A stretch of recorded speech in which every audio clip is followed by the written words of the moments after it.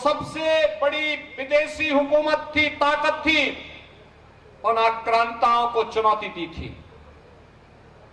महाराणा प्रताप की लड़ाई सत्ता की लड़ाई नहीं थी और स्वाभिमान की लड़ाई थी, स्वदेश और स्वधर्म की लड़ाई थी।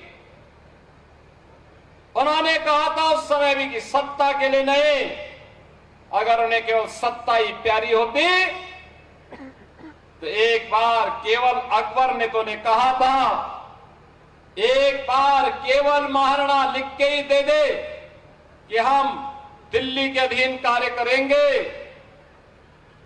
तो उनकी सत्ता को, चित्तौड़ और मेवाड़ की सत्ता को हम छेड़ेंगे नहीं।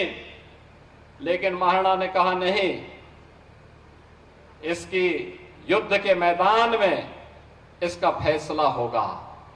और बहनों और भाइयों, महाराणा प्रताप ने उस समय की जो सबसे बड़ी चुनौती थी उसका मुकाबला करते हुए अंततः अपने जीवन के कालखंड में वे सभी किले और दुर्ग अकबर से वापस लिए थे। अकबर को उस समय उन्होंने चुनौती देते हुए किस तरीके से मेवाड़ और चित्तौड़गढ़ के स्वाभिमान और सम्मान की रक्षा करते हुए स्वदेश और स्वधर्म के लिए उन्होंने कार्य किया था, आज भी भारत के इतिहास का स्वर्णाक्षर इससे भरा पड़ा है। महाराणा प्रताप ने तत्कालीन समाज को जोड़ा था। वहां के मीना, कोल, भील, भामासा जैसे दानवीरों ने उनके साथ सहयोगी बनकर के उस समय भारत की रक्षा के लिए अपना सर्वस्व न्यौछावर किया था। और जिस देश में भामाशाह होंगे, जिस देश में महाराणा प्रताप जैसे स्वदेश और स्वधर्म पर सर्वस्व न्यौछावर करने वाले महावीर होंगे, उस देश का कोई बाल बांका नहीं कर सकता है।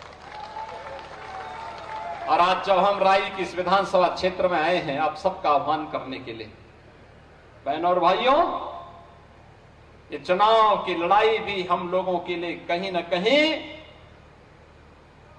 एक भारत श्रेष्ठ भारत के प्रधानमंत्री मोदी जी के विजन को आगे बढ़ाने का ही एक लड़ाई है। आपने बदलते हुए हरियाणा को देखा होगा, हरियाणा की बदलती हुई तस्वीर को देखा होगा। डबल इंजन सरकार के समय हरियाणा में जो परिवर्तन हुआ है, इस परिवर्तन को देखा होगा। परिवारवाद से ऊपर उठ करके, मत और संप्रदायवाद से ऊपर उठ करके देश के लिए कार्य करने का जज्बा हो, तब देश बनता है, तब जनता जनार्दन का आशीर्वाद प्राप्त होता है। मैं पूछना चाहता हूं, कांग्रेस हो, इन लो हो या फिर आम आदमी पार्टी, बहनों और भाइयों, इन लोगों के एजेंडे में कहीं देश नहीं है, आम नागरिक नहीं है, गांव नहीं है, किसान नहीं है, नौजवान नहीं है, आधी आबादी, महिलाओं की आधी आबादी नहीं है। इनका एजेंडा तो संकीर्ण एजेंडा है। इनका एजेंडा तो बांटो राज करो का एजेंडा है। इनका एजेंडा बांटने वाला है। याद करिए, ये वही कांग्रेस है जिसने कश्मीर में धारा 370 लगाई थी। 370 के खिलाफ सबसे पहले आवाज उठाई थी भारतीय जनसंघ ने। चलिए यहाँ रुकेंगे, एक छोटे से ब्रेक।